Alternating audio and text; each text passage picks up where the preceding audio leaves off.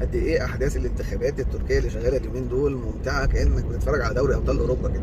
ما انت بتتفرج على حاجه عجيبه والله، بتتفرج على ناس بتتنافس، والرئيس الحالي في منافسه شرسه وما نجحش من اول مره وداخل بدور الاعاده، والراجل ليل نهار بيجتهد عشان ينجح. مفيش استخدام باور خارجي، مفيش شغل من تحت الترابيزه، مفيش ناس بتهلفط وبتدافع. الرئيس الانسان لازم يقعد على الكرسي لغايه لما يموت عشان يكمل خطته اللي قدامها ل 90 سنه وتخلص، بقاله 70 بس. مفيش.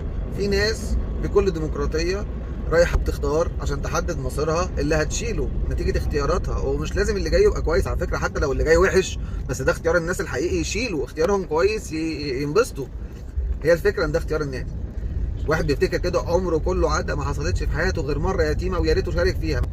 فالواحد نفسه يشوفها مره واحده كده في حياتنا، بدل ما نتفرج عليها في التلفزيونات عند الناس الغرب، نشوفها عندنا احنا كده لايف. نشوف انتخابات ديمقراطيه حقيقيه نزيهه.